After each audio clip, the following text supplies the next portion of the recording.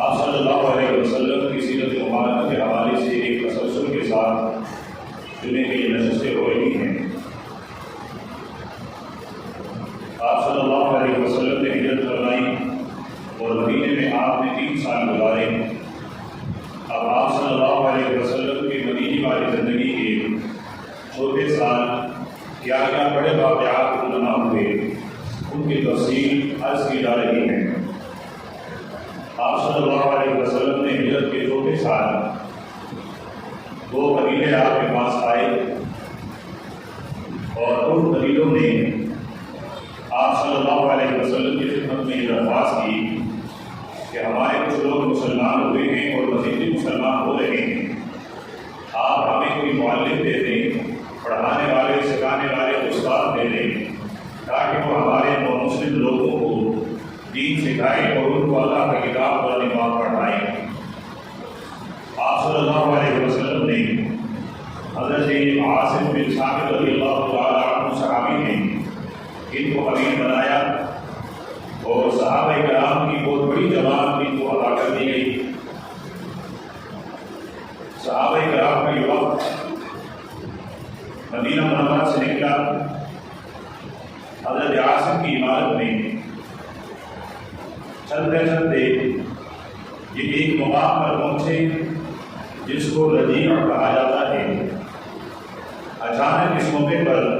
یہ ایک پڑاؤ، ایک چشمہ ہے، ایک کنواں ہے، تو اس موقع پر 100 تیر انداز ان کے مقابلے میں آئے اور وہ بڑے ماہر نشان نواز اور بڑے اچھے تیر انداز تھے۔ انہوں نے ان صحابہ کرام کو گھیرا اور ان کو مارنے لگے، تیر برسانے لگے، تو ان میں 7 صحابہ کرام شہید ہوئے اور 3 صحابہ کرام ان میں سے شہید ہوئے ہیں۔ ایک حضرت خبیب ہیں، حضرت عبداللہ بن طالب ہیں اور حضرت زید بن حسنہ ہیں رضی اللہ تعالیٰ عنہ۔ اور پھر ان کو مکے میں لا کر ان کو بیچا گیا کہ جن کے بڑے اس سے پہلے بہت مارے گئے تھے، تو اس کا انتقام لینے کے لیے جس خاندان جس قبیلے کا کوئی بڑا مارا گیا تھا انہوں نے ان کو لیا تاکہ اپنے بڑوں کے بدلے میں ان کو قتل کر کے شہید کر لیں۔ حضرت خبیب رضی اللہ تعالیٰ عنہ کا واقعہ مشہور ہے کہ کچھ دن ان کو مارا گیا اور پھر ان کو سر عام لوگوں کے درمیان ان کو سیڑھی پہ لٹکانا تھا، تو یہ لے کر آئے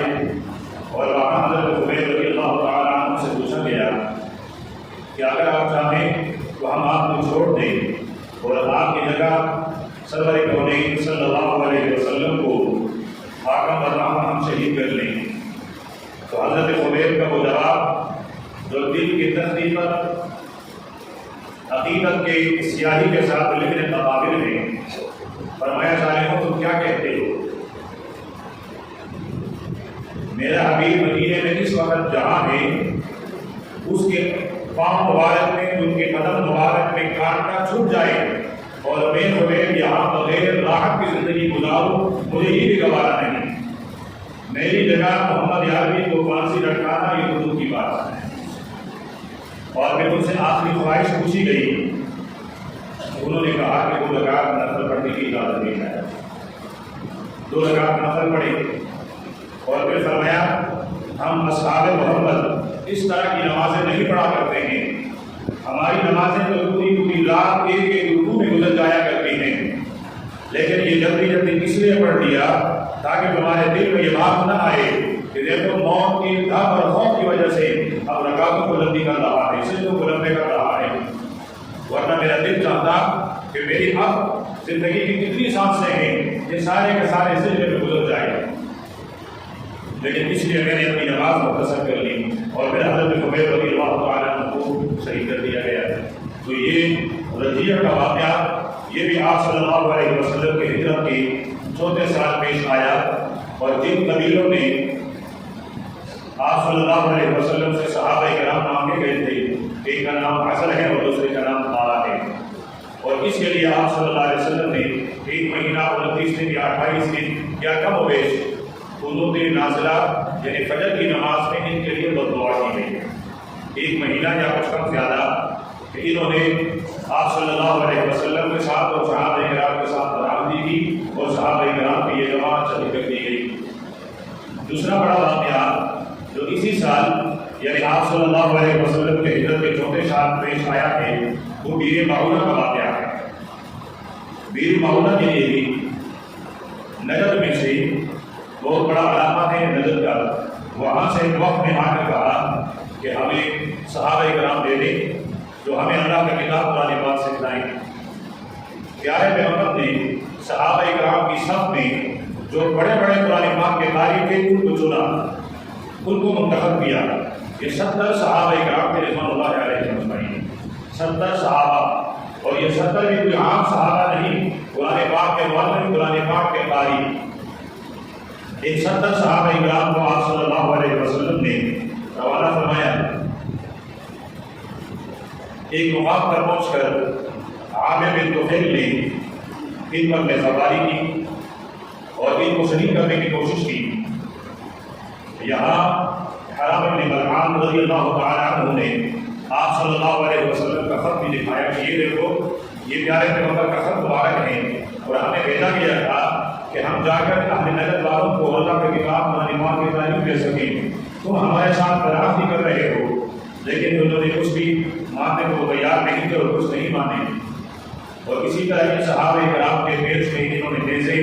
اتارنے شروع کیے، اور ان میں سے اکثر صحابہ کرام وہ شہید ہوتے رہے، اور جس جس صحابی پر نیزہ لگا اس کے زبان مبارک پر یہ الفاظ ہوا کرتے تھے فزت ورب الکعبہ، فزت ورب الکعبہ، رب کعبہ کی قسم میں تو کامیاب ہو گیا، رب کعبہ کی قسم میں تو کامیاب ہو گیا۔ مارنے والے حیران تھے کہ ہمارے نیزے ان کے سینے کو چھلنی کر رہے ہیں اور ہمارے نیزے ان کے سینوں سے پار ہو رہے ہیں، لیکن اس کے باوجود یہ لوگ کہتے ہیں کہ ہم کامیاب ہو گئے۔ کہ آخر کیا کامیابی ہے جن پر ان کو فخر ہے؟ اس لیے آپ صلی اللہ علیہ وسلم کے صحابہ فرمایا کرتے تھے کہ ہم پیغمبر کے صحابہ موت کو اس طرح پسند کرتے ہیں جس طرح تم اپنی محبوباؤں کو پسند کرتے ہو، جس طرح تم ان کے پسند چاہتے ہو، ورنہ اسی طرح ہم پیارے پیغمبر کے جان نثار اور تربیت یافتہ جماعت صحابہ وہ ہم اس میں تمنا میں ہوتے ہیں کہ کب موت آئے اور موت کی شہادت کی، اور شہادت کی موت کو ہم اپنے سینے سے لگا لیں۔ تو اس لیے یہ صحابہ کرام آواز لگا رہے تھے فزت ورب الکعبہ، فزت ورب الکعبہ۔ پھر ان کے دل میں یہ بات آئی کہ ہمارے حبیب انہوں نے ہمیں بھیجا، ان کا خیال یہ ہوگا کہ ہم اہل نجد والوں کو تبلیغ کر رہے ہوں گے، لیکن ہم تو یہاں شہید کر دیے گئے۔ اب ہم میں سے کوئی بچ نکلنے والا بھی نہیں ہے کہ وہ جا کر پیارے پیغمبر کو ہمارے اس المناک واقعے کے بارے میں بتا سکیں، اس دردناک واقعے کے بارے میں بتا سکیں۔ اب کیسے ہوگا؟ ہمارے پیغمبر کو اس بات کا پتہ کیسے چلا؟ تو ان کی زبانوں سے یہ الفاظ جاری ہوئے کہ اے ہمارے رب بلغوا عنا قومنا، بلغوا عنا قومنا بأننا قد لدينا ربنا فرضي الله عنا۔ ہماری قوم صحابہ کرام تک ہمارے آقا تک یہ بات پہنچا دی جائے کہ لدینا ربنا، ہم اپنے رب کے دربار میں پہنچ چکے ہیں، ہم اپنے رب سے ملاقات کر چکے ہیں، اور ہم اس رب سے راضی، رب ہم سے راضی ہیں۔ آپ صلی اللہ علیہ وسلم چہرہ مبارک ایک دم متغیر ہو گیا۔ صحابہ کرام حیران ہیں کہ آخر کیا بات پیش آئی ہے۔ آپ کے جبین اطہر پر پسینے کے قطرے نمودار ہوئے، اور یہ نشانی کی حضرت جبریل کا مجلس میں حاضری کا۔ تو صحابہ کرام سمجھ گئے کہ حضرت جبریل تشریف لائے ہیں، وہی لائی گئی ہے۔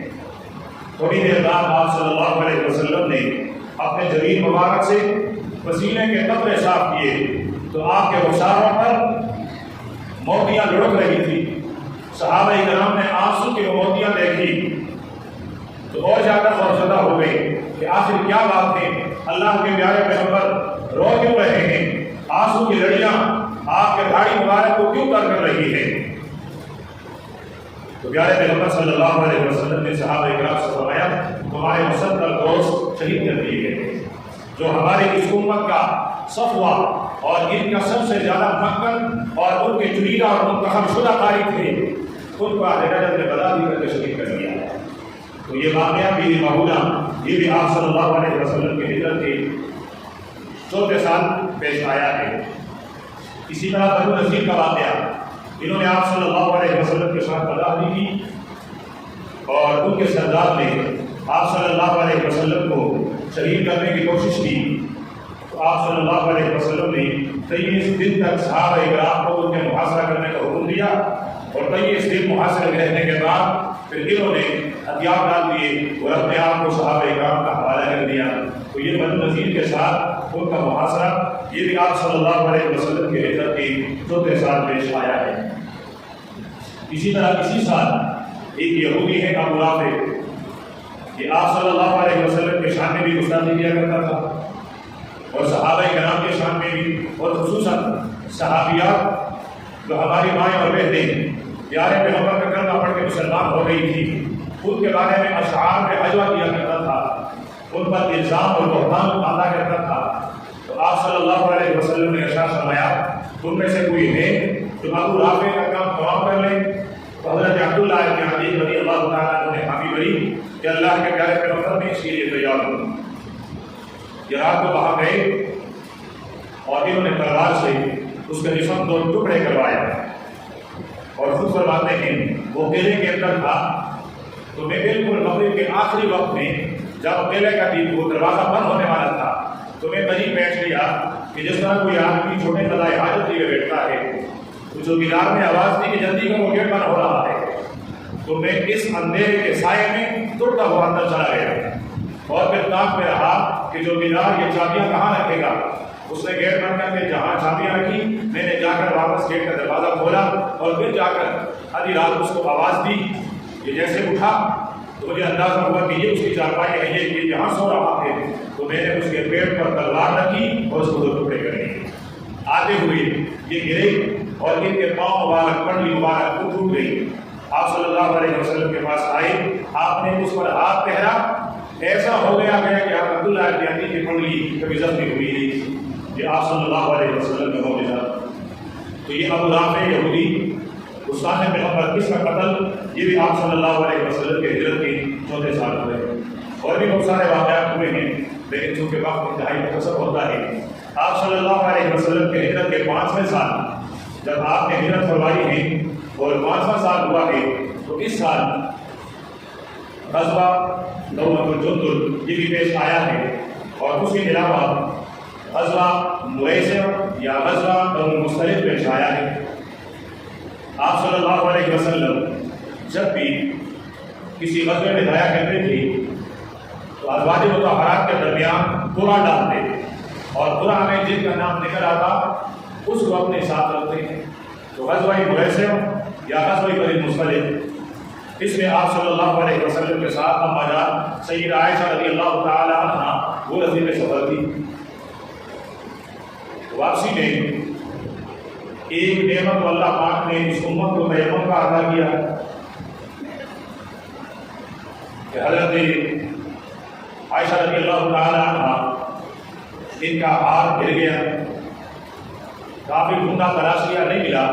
تو صحابہ کرام نے حضرت ابوبکر سے آ کر عرض کیا کہ وقت بھی کافی ہو چکا ہے، پانی بھی نہیں ہے، جانوروں کے لیے کھانے پینے کی چیزیں بھی نہیں ہیں، اب ہم یہاں سے نکل پڑے، اور ایک ہاتھ کو اللہ کے نبی، ایک ہاتھ میں اللہ کے نبی کو روکا ہوا ہے۔ تو حضرت ابوبکر آیا اور حضرت عائشہ کو مشورہ کیا کہ ایک ہاتھ ہے، رہنے تو گم ہو گیا تو گم ہو گیا، تیری وجہ سے صحابہ کرام اور اللہ کے پیارے پیغمبر ان کو سفر میں دقت ہو رہی ہے، دشواری ہے اور دیر ہو رہی ہے۔ سواری کو اٹھایا تو سواری کے نیچے پڑی تھی۔ اب میرے پیغمبر اگر جو کچھ ہوا ہے، جو ہو رہا ہے، جو آئندہ ہوگا، اس سب کچھ کو جاننے والے ہوتے، کوئی تقدیر نہیں، کسی پر کوئی رد نہیں،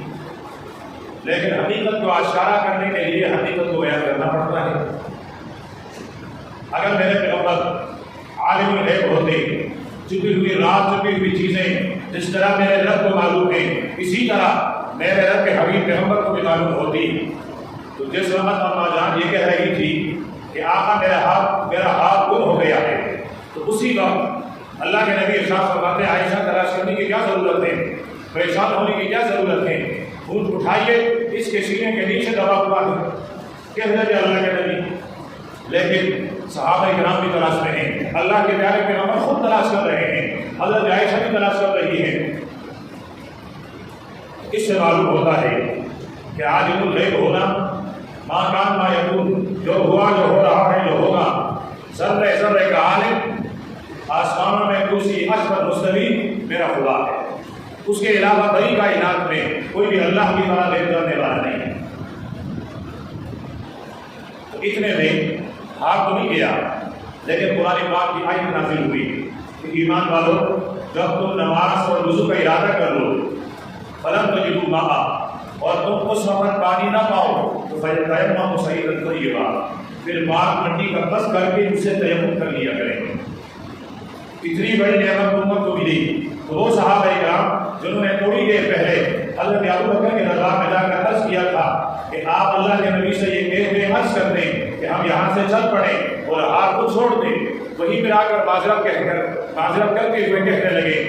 ما ہی بأول موعظتکم یا آل ابی بکر، اے ابو بکر کا گھرانہ، یہ تمہارا اسلام پر کوئی پہلا احسان نہیں ہے، مسلمانوں کی گردنیں تمہاری احسانوں کی وجہ سے جھکی ہوئی ہیں، یہ رب کا احسان کہ اگر جہاں پانی نہ ملے یا جہاں پانی کے استعمال پر ہم قادر نہ ہو تو وہاں ہم تیمم کر لیں۔ ایک نعمت تو یہ ملی، اور اس کے ساتھ ساتھ غزوہ بنی المصطلق کے واپسی پر منافقین نے ایک منصوبہ تیار کیا، اور مدینے کے واسیوں نے تقریباً مہینے 30-25 دن تک ایک دل خراش مناظر کو دیکھتے ہوئے اپنا یہ مہینہ یعنی 36 دن گزارے ہیں۔ یہ اما جان سیدہ عائشہ رضی اللہ تعالی عنہ پر ایک کا واقعہ، آپ پر الزام بھاگتے جانے کا واقعہ، میرا خیال یہی تھا کہ اس واقعے کا صرف نام لے کر گزر جاؤں گا، لیکن کچھ دوستوں کا یہ اصرار ہے کہ آپ واقعے کو تفصیل کے ساتھ بیان کر دیں۔ واقعہ چونکہ بہت دردناک ہے، اور ایک حلالی بیٹا اپنی ماں کی زندگی کا یہ حصہ کس طرح برداشت کر سکے گا، لیکن دل پر پتھر رکھ کر ارادہ یہی ہے کہ انشاءاللہ اسی واقعے کو آئندہ نشست میں عرض کروں گا۔ لیکن اسی سال غزوہ خندق بھی پیش آیا، جب بہت بھی سرداران قریش ان کو شکست ہوئی تو انہوں نے تمام قبیلوں کو محنت کر کر کے ان کو جمع کیا، 10,000 کا لشکر تیار کر کے وہ مدینے پر حملہ آور ہوا۔ آپ صلی اللہ علیہ وسلم کو اطلاع ہوئی تو آپ نے صحابہ کرام کو جمع کر کے ان سے رائے طلب کی کہ ان سے کس طرح لڑا جائے۔ تو حضرت سلمان فارسی رضی اللہ عنہ عرض کرنے لگے کہ آقا، ہمارے ہاں جب اس طرح کی لڑائی ہوتی ہے تو ہم آبادی کے باہر ایک خندق کھدواتے ہیں، اور وہ اتنی لمبی چوڑی ہو کہ دشمن ان سے پار نہ کر سکیں۔ آپ صلی اللہ علیہ وسلم کو حضرت سلمان فارسی رضی اللہ تعالیٰ عنہ کی یہ رائے بہت پسند آئی، اور آپ نے مدینے کے ارد گرد خندق کھدوانے کا حکم دیا۔ 10 اور 15 صحابہ کو زیادہ اس طرح کی جماعتیں بنا کر آپ صلی اللہ علیہ وسلم نے ان کے لیے جگہ تقسیم کر لی کہ یہاں سے لے کر وہ 15 گز تک یہ جگہ تم 10 آدمی اس کی کھدائی کرو گے، اس سے لے کر وہ فلاں جگہ تک یہ جماعت کھدائی کرے گی، اس سے لے کر فلاں جگہ تک یہ جماعت کھدائی کرے گی۔ اور آپ صلی اللہ علیہ وسلم خود اس حصے میں رہے جہاں حضرت سلمان فارسی رضی اللہ تعالیٰ عنہ کو وہ خندق کا وہ حصہ حوالہ کیا گیا۔ تمام صحابہ کرام خندق کی کھدائی میں لگے ہوئے ہیں، حضرت سلمان فارسی کی وہ جماعت وہ بھی خندق کھود رہے ہیں۔ اتنے میں ایک چٹان نکل آیا، پوری کوشش کے باوجود اب وہ ٹوٹنے کا نام نہ لے۔ صحابہ کرام نے کئی دن سے کچھ کھایا پیا بھی نہیں ہے، بھوکے پیاسے بھی ہیں، تھکے ہوئے بھی ہیں۔ آپ صلی اللہ علیہ وسلم نے خود گلاب مبارک اپنے ہاتھ میں لی، خندق میں اترے، اور آپ نے جیسے ہی وہ گلاب ماری تو کچھ چنگاریاں اڑنے لگی، تو اللہ کے پیارے پیغمبر نے ارشاد فرمایا، مجھے روم اور فارس کے خزانے دکھائے گئے، تم روم اور فارس کے خزانوں کے مالک بنا دیے جاؤ گے۔ قریب میں کھڑے منافقوں نے یہ بات سنی، وہ ٹہنیاں مار کر رامتوں کے اشاروں سے دوسرے سے کہنے لگے، دیکھو ذرا پیڑ پر 2 پتھر بندھے ہوئے ہیں، 3 دن سے ان کو کھانے کو جھول نہیں مل رہے ہیں، اور خواب دیکھ رہے ہیں روم اور فارس کے خزانوں کا۔ دوسری دفعہ آپ نے گلاب ماری، پتھر ہلنے لگا، تیسری دفعہ ریزہ ہو گئے۔ اور اسی موقع پر وہ واقعہ پیش آیا تھا کہ حضرت جابر رضی اللہ تعالیٰ عنہ اپنے گھر گئی، پوچھا کھانے کو کچھ ہے، تو گھر والوں نے کہا تھوڑا سا وہ جو ہے اس کو پیس لیتے ہیں، اور بکری کا چھوٹا سا بچہ ہے اسے ذبح کر لیں، لیکن خیال کرنا زیادہ سے زیادہ صلی اللہ علیہ وسلم کے کام میں کہہ دیا اللہ کے حبیب گھر میں کھانے کے لیے وہ تھوڑا سا کچھ ہے، آپ اور آپ کے قریب یہ 4 5 6 10 صحابہ ان کے لیے کافی ہوگا، آپ ان کو لے کر میرے گھر آئیے، آپ کے لیے کھانے کا انتظام ہے۔ اللہ کے پیارے پیغمبر نے ہاتھ چھاڑے، خندق سے باہر نکلے، آواز دی یا اہل خندق، اے خندق والو، دوبارہ آواز دی، سیمارہ آواز دی۔ جب سارے خندق والے متوجہ ہوئے تو اللہ کے نبی نے فرمایا جاؤ، جابر نے تمہارے لیے مہمانی کا انتظام کیا ہے، تمہارے لیے دعوت کا انتظام کیا ہے۔ اب حضرت جابر پر جو گزرا ہوگا وہ تو گزرا ہوگا، دوڑتے ہوئے گئے، پیچھے صحابہ کرام، راوی کہتا ہے کہ تقریباً اس وقت ہم 1400 کے قریب لوگ تھے، 1400۔ حضرت جابر گھر پر گئے، گھر والوں نے کہا باہر آوازیں تو بہت زیادہ آ رہی ہے، اور میں اللہ کے گھر پیغمبر نے سب آواز، اور میں تم نے کہا ہوگا نا کہ سب کی دعوت ہے۔ حضرت جابر عرض کرنے لگے اللہ کے بندی، میں نے نہیں کہا، میں نے تو سرگوشی کے انداز میں جا کر اللہ کے حبیب کے کان میں کہہ دی، یہ سارے مہمان تو اللہ کے نبی کے ہیں، فرمایا پھر ہمیں پریشان ہونے کی ضرورت ہے، جب مہمان اس کے ہیں پھر کھانا پورا ہو جائے گا۔ آپ صلی اللہ علیہ وسلم گھر میں آئے، فرمایا جو کچھ تیار ہے اس سے کپڑا اور ڈھکن یہ نہ اٹھائیے۔ آپ خود دیکھیں، ایک موقع پر اللہ کے نبی نے ارشاد فرمایا انما انا قاسم واللہ یعطی، اللہ دینے والا، میں آمنا کے بعد تقسیم کرنے والا۔ تو اللہ کے پیارے پیغمبر خود بیٹھے، روٹی کا ٹکڑا، اس کے اوپر گوشت کا ٹکڑا ایک ایک صحابی کو دیتے جا رہے ہیں، ایک ایک صحابی کو دیتے جا رہے ہیں، تمام صحابہ اکرام کے لیے کافی ہو گیا ہے۔ پھر آپ نے فرمایا جابر تم اور تمہارا گھرانہ وہ دکھائے، حضرت جابر اسے اہلیہ اپنے بچوں کو بھی دے دیا۔ پھر آواز دی کوئی بچا تو نہیں ہے، صحابہ نے عرض کر دیا اللہ کے نبی، فرمایا اپنے لیے بھی تھوڑا سا لیا۔ پھر فرمایا جابر ہم نے تمہارا کچھ کم نہیں کیا، جتنی روٹیاں کی، جتنی وہ شوربہ اور سالن، جتنا گوشت تھا اتنا ہی بھرا پڑا ہوا۔ حضرت جابر فرماتے میں نے دیکھا کپڑا اٹھایا، جتنی روٹیاں تھی اتنی بڑی ہوئی تھی، ہنڈیاں اٹھائی، اس ہنڈیا کے ڈھکن اٹھا کر میں نے دیکھا تو جتنی ہم نے پکائی تھی اتنی ہی، کوئی کمی نہیں۔ یہ آپ صلی اللہ علیہ وسلم کا ایک معجزہ کہ ان تمام صحابہ کرام نے پیٹ کر کے کھایا بھی اور اس سے کوئی کمی بھی نہیں آیا۔ غزوہ خندق سے فارغ ہوئے، صحابہ کرام گھروں کی طرف آنے لگے، آپ صلی اللہ علیہ وسلم بھی آئے تو حضرت جبریل نے آ کر عرض کیا آقا آپ اور آپ کی جماعت نے ہتھیار اتار دیے، ہم فرشتوں کی جماعت نے تو ابھی تک ہتھیار نہیں اتارے۔ اللہ کے نبی نے پوچھا کیا حکم ہے؟ فرمایا اللہ کا حکم ہے کہ تم اب بنو قریظہ کے پاس جاؤ، اور انہوں نے اس موقع پر بدعات نہیں کی تھی، ان کے ساتھ معاہدہ تھا کہ تمہارے اوپر کوئی حملہ کرے گا ہم تمہارے ساتھ ہوں گے، ہمارے اوپر مدینے پر حملہ ہوگا تو تم ساتھ میں ہوں گے، انہوں نے کافروں کا ساتھ دیا ہے۔ صحابہ کرام نے جا کر ان کا محاصرہ کیا۔ آخر انہوں نے کہا کہ جی ہم اور کسی کو اپنا فیصلہ سپرد نہیں کرتے ہیں، ہاں اگر سعد بن عبادہ وہ ہمارا فیصلہ کریں تو ہم تیار ہیں۔ ان کے لیے خیمہ لگایا ہوا تھا، ان کے بازو مبارک میں تیر لگا تھا، اس سے خون بہ رہا تھا۔ ان کو بلایا گیا تو جاتے ہوئے انہوں نے فرمایا کہ وہ قوم کبھی سرخرو نہیں ہو سکتی ہے جو اللہ کے پیارے پیغمبر کی موجودگی میں اس کے علاوہ کسی اور کے فیصلے پر راضی ہو جائے، وہ کبھی کامیاب نہیں ہو سکتی۔ جا کر انہوں نے کہا شام تم جو فیصلہ کرو گے ہمیں منظور ہے۔ فرمایا اچھا یہی بات نہیں، تو فرمایا پھر میرا فیصلہ یہ ہے کہ ان کے وہ تمام بازو جو تلوار چلانے کے قابل ہیں ان تمام کو ختم کر دیا جائے، اور ان کے بچوں کو غلام اور ان کے عورتوں کو بھانگیاں بنا دی جائے۔ اگر تم سعد بن عبادہ کا فیصلے کے منتظر ہو تو سعد بن عبادہ کا فیصلہ یہ ہے، یہ فیصلہ کر کے یہ واپس لوٹے تو اللہ کے نبی نے ارشاد فرمایا سعد رب کا فیصلہ بھی یہی ہے کہ جو لڑنے کے قابل ہیں ان کو ختم کر دیا جائے، اور بچے اور عورتیں ان کو باقیاں اور غلام بنا دیے جائیں، اور اس کے بعد پھر حضرت سعد رضی اللہ تعالیٰ عنہ کے بازو سے پھر زخم کو جو تھا اس سے خون رسنا شروع ہوا، اور اسی وجہ سے آپ نے جام شہادت نوش کیا۔ یہ آپ صلی اللہ علیہ وسلم کی زندگی کے 5ویں سال کے چیدہ واقعات ہیں، اور اس کے بعد 6 سال کیا ہوا ہے، 7واں اور 8واں سال، اور اسی طرح اللہ یہ واقع ان شاء اللہ میں تجربے حاصل کر لی جائے گی۔